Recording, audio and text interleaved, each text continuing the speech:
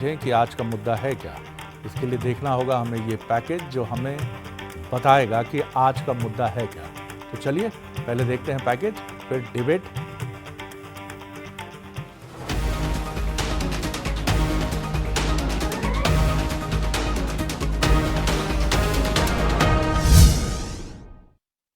सुना है कि इन दिनों मध्य प्रदेश कांग्रेस में अंदर खाने खूब भगदड़ भी मची हुई है। जनता की उपेक्षा करने वालों का यही हश्र होता है। लगता है प्रधानमंत्री नरेंद्र मोदी के इस बयान को बीजेपी से ज्यादा कांग्रेस नेताओं ने गंभीरता से ले लिया है। कांग्रेस का कुनबा लगातार कम हो रहा है। शुक्रवार को भी मालवा के दो बड़े नेताओं ने समर्थकों के साथ कमल दल का रुख किया। इंदौर के वरिष्ठ नेता पंकज संघवी बीजेपी में शामिल हो गए, तो महू से विधायक रहे पूर्व कांग्रेस नेता अंतर सिंह दरबार ने भी बीजेपी का दामन थाम लिया। कांग्रेस में झटकों की झड़ी लगी है। लोकसभा चुनाव से पहले एमपी कांग्रेस में बड़ी टूट। जनवरी से अब तक 5000 कांग्रेसी बीजेपी में शामिल। 10 पूर्व एमएलए समेत नेता कार्यकर्ताओं ने छोड़ी कांग्रेस। एक मौजूदा महापौर, पूर्व केंद्रीय मंत्री और 2 पूर्व सांसद कांग्रेस छोड़ चुके हैं। 14 पूर्व और वर्तमान जिला अध्यक्ष भी बीजेपी में शामिल हुए हैं। शुक्रवार को 2 और दिग्गज बीजेपी में हुए शामिल। पंकज संघवी, अंतर सिंह दरबार बीजेपी में शामिल। लोकसभा चुनाव से पहले बीजेपी लगातार अपना कुनबा बढ़ा रही है। साथ ही कांग्रेस छोड़ रहे नेता पार्टी और नेतृत्व पर सवाल उठा रहे हैं। वहीं कांग्रेस इस मुद्दे पर बैकफुट पर नजर आ रही है। उपेक्षा हो रही है। जो लीडर ऊपर वालों ने बना दिया वो बिना सोचे समझे बना दिए गए हैं। ये देखना चाहिए इन लोगों को कि अपन बहुत जूनियर लोगों को बना रहे हैं, जिसमें वरिष्ठों का सम्मान नहीं हो पा रहा है। ये गलतियां हो रही है और इसको देखना चाहिए उन लोगों को। नहीं देखेंगे तो इस तरह का सब होगा ही होगा। अच्छे लोग जिन्होंने पार्टी के लिए काम किया है, जिन्होंने पार्टी के लिए सदस्यता बनाई है, जिनने काफी इस पार्टी को सींच रहे हैं, उन लोगों को इग्नोर कर दिया जाता है। ऊपर से बाले बाले लोग आ जाते हैं। जो लोग एक सदस्य नहीं बनते, खुद भी नहीं है, वो पीसीसी बन जाते हैं। अंतर सिंह दरबार निर्दलीय चुनाव लड़े थे। हमने उनको निष्कासित कर रखा है, पार्टी से बाहर कर रखा है। अगर वो गए तो उनको धन्यवाद, हमारी पार्टी में नहीं थे वो। 80% लोग वो बीजेपी में गए हैं जिन लोगों को पहले ऑलरेडी हमने निकाल रखा था। 1967 में आई मनोज कुमार की फिल्म उपकार का गाना कसमे वादे प्यार वफा सब बातें हैं, बातों का क्या आजकल कांग्रेस नेताओं पर सटीक बैठ रहा है। जो विचारधारा छोड़ जीत के मोह में भीड़ में शामिल हो रहे हैं, उनके मोह में कांग्रेस का हाथ टूट रहा है और कमल खिल रहा है।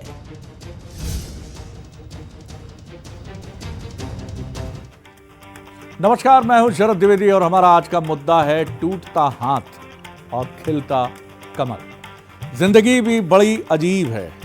अगर देखें हम भारतीय जनता पार्टी के कार्यालय को, तो वहां उन चेहरों पर जहां खुशी होनी चाहिए वहां एक रूटीन भाव है। आ गए यार गुरु, आओ आओ भैया, आ जाओ, इधर इधर खड़े हो जाओ, हाँ ले आओ पट्टा लाओ यार, लो भैया, आ भैया भैया नमस्ते भैया, इधर आ जाओ। और दूसरी तरफ वो महोदय लोग जो पार्टी अपनी छोड़ के आ रहे हैं, वो ऐसे गौरवान्वित हैं कि जैसे उन्हें कहाँ का टिकट मिल गया है कि अब यहाँ से तो बल्ले ही बल्ले। सच में दुनिया बड़ी अजीब है। और कांग्रेस और बीजेपी के बीच में ये जो होड़ है, एक में छोड़ने की और एक में शामिल करने की, इस होड़ को देखकर भी यही भाव मन में आता है कि इसमें क्या टीका टिप्पणी की। वो कारण भी आपने सुना ही साहब। कोई जीतू पटवारी से नाराज है, तो कोई राम मंदिर के मसले पे नाराज है, तो कोई ये भी कह रहा है कि हरे रंग का कुर्ता क्यों पहनते हैं। क्षमा कीजिएगा, ये हमारा विश्लेषण है। उन्होंने कहा साहब वो तो थोड़ी सी नाक भी उनकी जिस तरह की है ठीक नहीं है, कान भी ठीक नहीं है।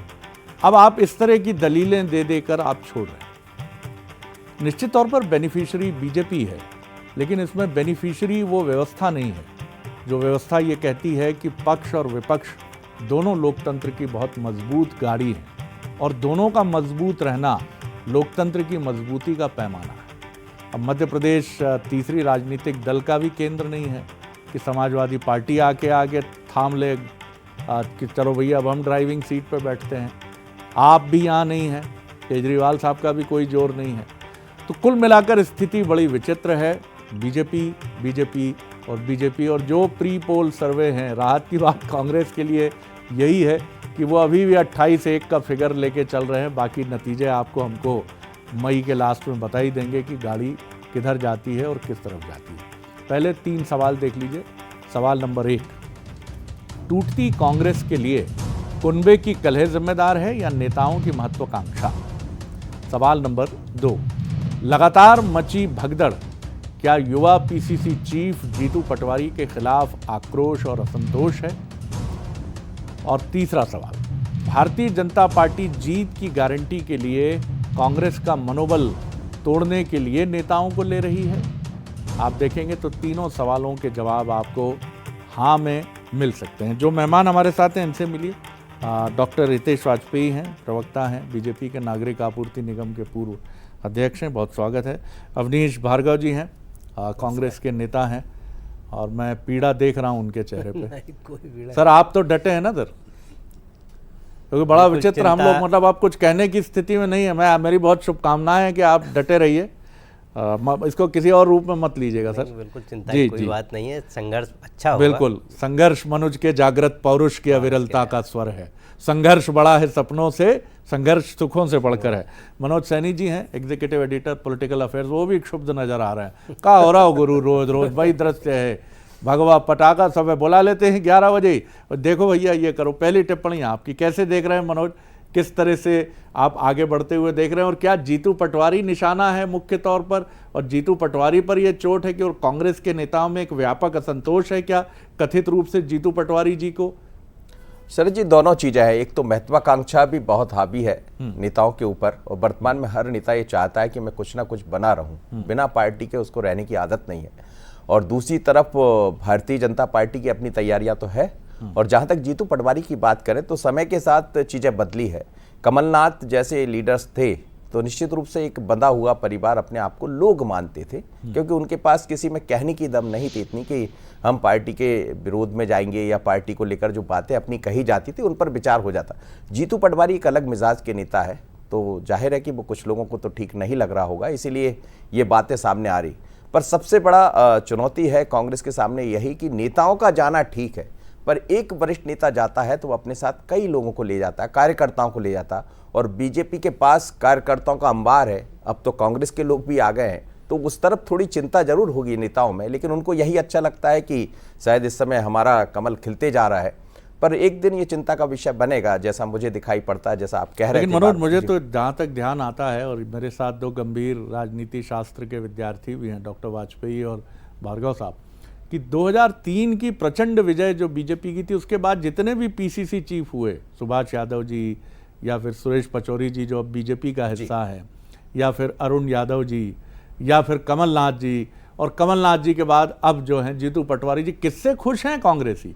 वही बिल्कुल मैं वही कह रहा हूँ कि महत्वाकांक्षा मुझे लगता है ज्यादा हावी, और ऐसे नेता भी चले जाते हैं जिनके साथ जीवन भर पार्टी का साथ मिला हो, अच्छे पदों पर पहुंचे हों, तो फिर सवाल तो कुछ दोनों तरफ से खड़े होते हैं। पर चुनौती है कांग्रेस के सामने बहुत बड़ी, क्योंकि कार्यकर्ताओं के भीतर विश्वास पैदा करना और उसको सहेज कर रखना 24 के लिए, ये बहुत जरूरी है।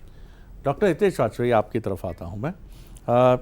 ये भी बड़ा एक तरफा कर देता है मुकाबले को, जब आपको नतीजा भी पता है। हमारी तो शुभकामनाएं हैं कि बढ़िया आगे बढ़िए आप, 28 भी क्यों, और बढ़ जाती तो वो भी बीजेपी उसको भी टारगेट। लेकिन जब नतीजा मालूम पड़ जाए कि 28-1 है या 29 भी हो सकता है, और कोई चुनौती नहीं, बड़े बड़े दिग्गज रोज आपके यहाँ दरबार में हाजिर हो रहे हैं, माफ़ कीजिएगा मैं ऐसी भाषा बोल रहा हूँ, लेकिन फिर क्या रोमांच क्या बचता है सर? क्या कहेंगे जी? देखिए शरद जी, दरबार तो नहीं कहूँगा, दरबार से निकल कर आ रहे हैं, परिवार में आ रहे हैं जी। तो हम लोग तो कहते हैं मोदी जी का परिवार है जी, और ये ऐसा परिवार है शरद जी की हमारे यहाँ दरवाजे नहीं है।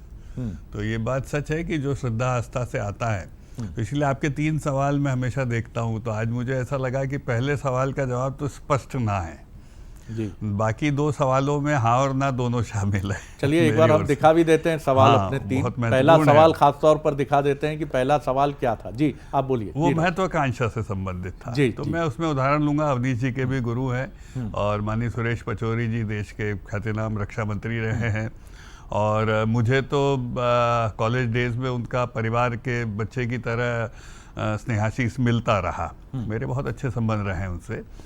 तो मैं समझता हूँ कि वो जो व्यक्ति देश का रक्षा मंत्री रहा है, अब उम्र के इस पड़ाव में आप क्या उनको महत्वाकांक्षी बोलोगे, ये थोड़ा सा गंभीर मतलब जचता नहीं है।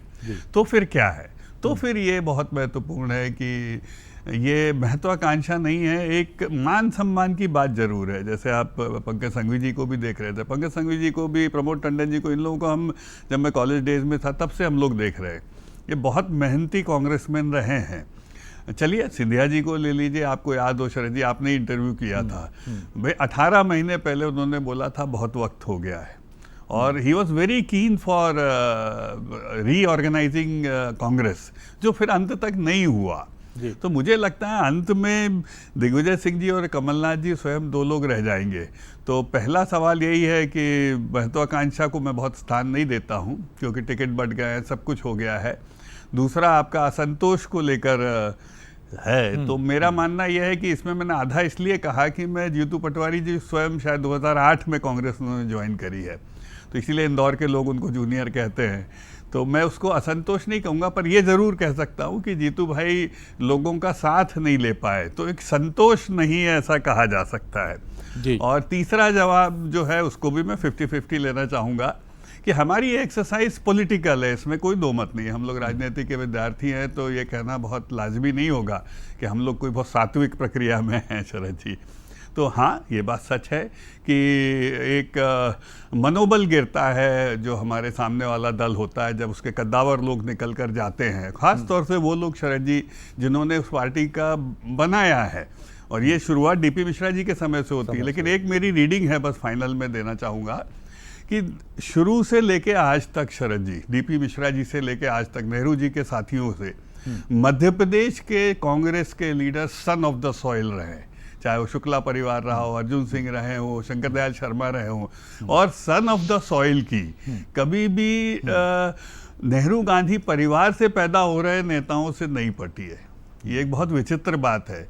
और सन ऑफ द सॉइल के रूप में यदि आप जीतू पटवारी तक आओगे तो जीतू पटवारी जी की रेहान वाड्रा से नहीं पटेगी जी।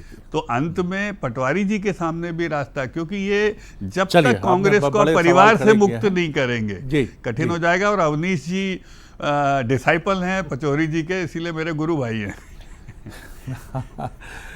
क्या बात है, आप भी देखन में छोटन लगे घाव करें गंभीर। खैर राजनीति है।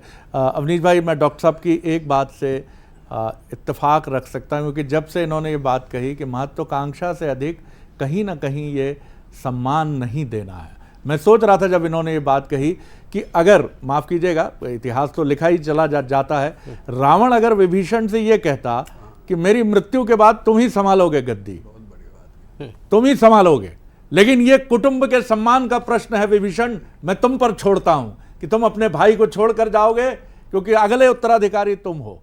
क्या ये सेल्फ को खत्म करके एक अप्रोच कांग्रेस नहीं कर रही है? आपके नेता क्या दुखी मन से आ रहे हैं, पीड़ा से आ रहे हैं? पचौरी जी क्या उम्मीद लेकर आए हैं बीजेपी में? देखिए शरद जी, मैं आपकी डॉक्टर साहब की बात सुन रहा था कि महत्वाकांक्षा नहीं है।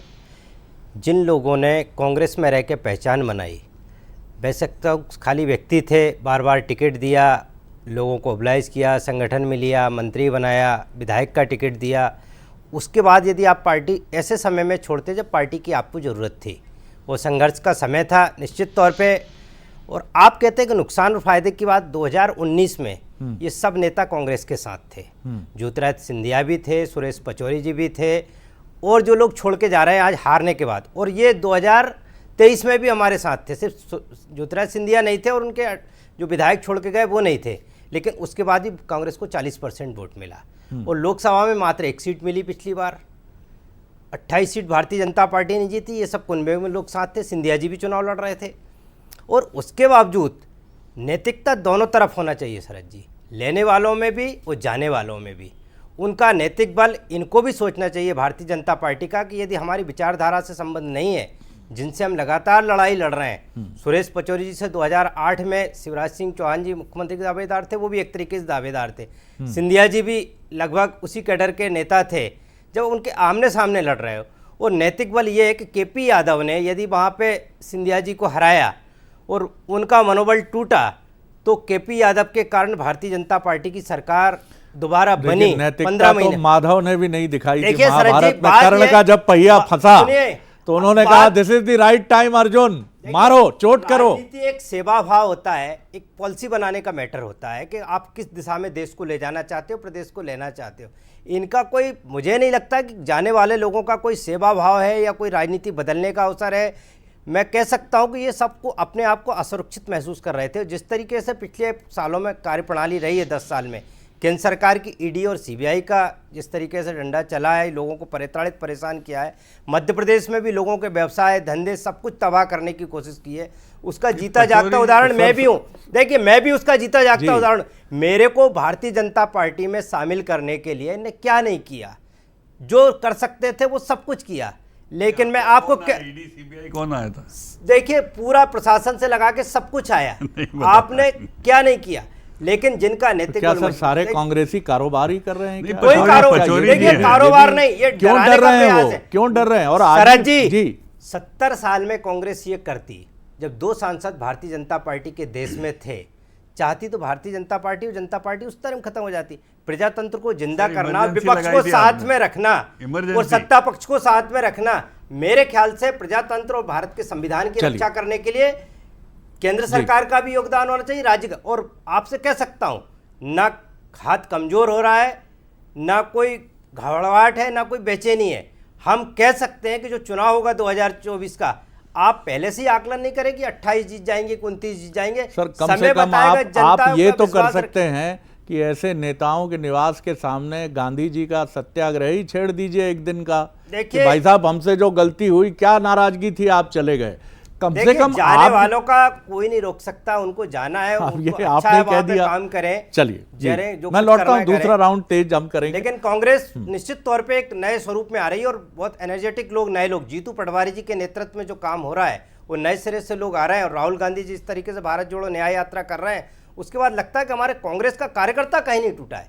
नेता टूट रहे हैं, लेकिन कांग्रेस का पोलिंग बूथ का कार्यकर्ता, ब्लॉक लेवल का कार्यकर्ता, जिला का कार्यकर्ता मजबूती के साथ कांग्रेस पार्टी के साथ खड़ा है और वो संघर्ष करेगा और बताएगा। लेकिन भारतीय जनता पार्टी के नेताओं कार्यकर्ताओं मायूसी, उनके पद वो लगातार जाते जा रहे हैं और वो हताश निराश बैठा है। मनोज जी, बीजेपी की अगर हम बात करें तो संगठन से भी मजबूत है वो, सत्ता में उसकी पोजीशनिंग मजबूत है ही, मध्य प्रदेश में बहुत थंपिंग मेजॉरिटी से जीती है, केंद्र में जितने इस समय प्री पोल सर्वे है बहुत अच्छी सिचुएशन दिखा रहे हैं। ऐसे में अगले 5 साल के लिए कांग्रेस का क्या रोड मैप होगा?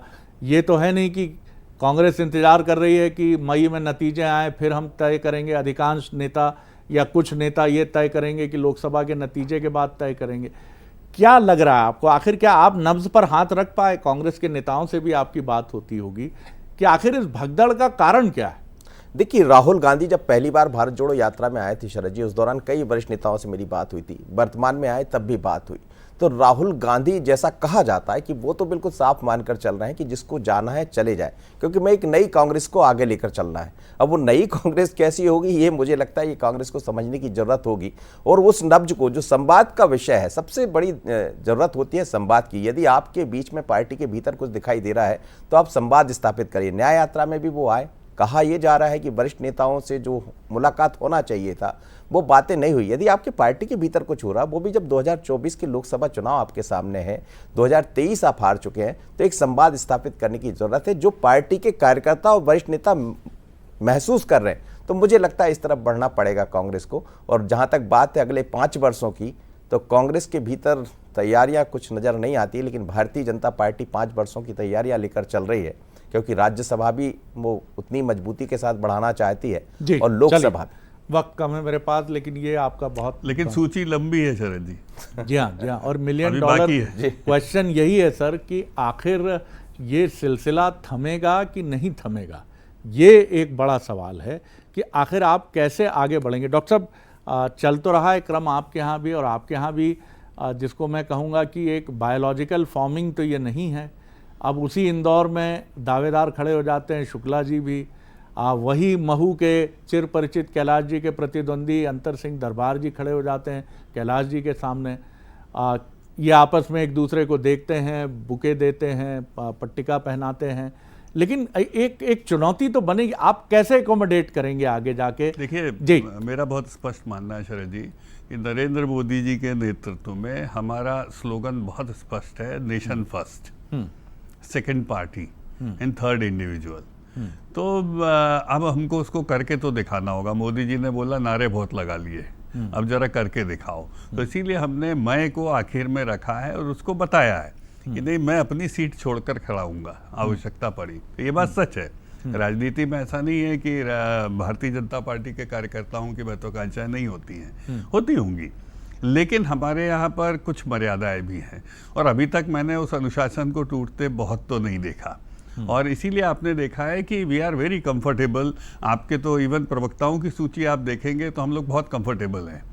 और मुझे लगता है कि थोड़ा मन बड़ा हम भी करेंगे क्योंकि ये सूची लंबी होगी। देखिए वहाँ पर दिक्कत है, ये वैसे सीएए जैसा है। यदि अफगानिस्तान, पाकिस्तान, बांग्लादेश में यदि हिंदुओं के साथ धर्म के आधार पर उनकी प्रताड़ना हो रही है और वो यदि वापस भारत आते हैं तो हम नागरिकता देने के लिए हमने संशोधन किया। तो भारतीय जनता पार्टी में कोई यदि राम भक्त आना चाहता है, कोई देशभक्त आना चाहता है, तो यहाँ पर भी तो हमको सीएए का पालन करना पड़ेगा। चलिए, बहुत कम शब्द अवनीश जी, डॉक्टर साहब की बात का जवाब दीजिए। जी देखिए, भारतीय जनता पार्टी में जो कुछ चल रहा है, यदि इनको इनके कार्यकर्ताओं पे ताकत होती, इनके नेताओं को लगती, और ये कह रहे हैं नेशन फर्स्ट, नेशन फर्स्ट, क्या सत्ता में बने रहने के बाद ही राष्ट्र की सेवा कर सकते हैं क्या? विपक्ष में इसीलिए होती सर्वप्रथम राष्ट्र, मैं कह रहा हूँ यदि सर्वप्रथम राष्ट्र है तो सत्ता में बने रहने के कुछ भी काम नहीं करना चाहिए। जो नैतिक बल है, जो विचारधारा है, उस पर लड़ाई लड़ना चाहिए। चुनाव आते जाते रहेंगे, कई बार चुनाव आएंगे जाएंगे। आप भारतीय जनता पार्टी कई बार विपक्ष में रही, सत्ता पक्ष में आने के बाद जो व्यवहार है और जिस तरीके से तड़पन एक सत्ता में बने रहने की हो रही है, चाहे मध्य प्रदेश में सरकार बनाने, गिरा के सरकार बनाने की बात हो, या केंद्र में हो, या नेताओं को लेने की बात हो, या क्राइटेरिया की बात हो कि कितने लोग हैं, और एक बासिंग बहुत शुक्रिया टाइप का हो गया है कि मोदी जी के नेतृत्व में आओगे तो राष्ट्रभक्त। बहुत शुक्रिया डॉक्टर हितेश वाजपेयी, बहुत शुक्रिया मनोज जी। बेशक ये बात हम कह सकते हैं कि कांग्रेस के पास वो दलीलें नजर नहीं आती हैं जो दलीलें होनी चाहिए। मैं यहाँ बात कर रहा हूँ सिर्फ कि क्यों आपके लोग पार्टी छोड़कर बीजेपी के पास आए। कोई ना कोई कारण तो होगा, क्या वजह है? किसी को अच्छा नहीं लगता कि 50-50 साल आपने जिस पार्टी में अपनी संभावनाओं को विस्तार दिया है, उस पार्टी को छोड़कर आप एक ऐसी पार्टी में जाएं जहां आपको भी नहीं मालूम है कि आपका फ्यूचर क्या होगा। बीजेपी आखिर कितने लोगों को गारंटी देगी कि आप पूरी तरह सुरक्षित हैं? बड़े नेताओं को मिल सकती है, उनके साथ आने वाले सैकड़ों हजारों कार्यकर्ताओं को कौन गारंटी देगा? लेकिन कुछ तो गड़बड़ है, और इसी गड़बड़ पर, नब्ज पर अगर हाथ नहीं रखेगी बीजेपी तो मुश्किल होगी। क्योंकि मुझे तो 2003 के बाद याद नहीं आता है कि कांग्रेस आला कमान की टॉप लीडरशिप ने कभी मध्य प्रदेश में दुख सुख सुना हो, बड़े नेताओं के साथ बैठकर और कार्यकर्ताओं के साथ बैठकर। क्या यही वो अंतर है जिसको बीजेपी और कांग्रेस के अंतर के तौर पर हम देखते हैं? आगे देखिए छत्तीसगढ़ आज का मुद्दा, बिग फेस बिग फाइट, सहयोगी ऋतु के साथ। नमस्कार।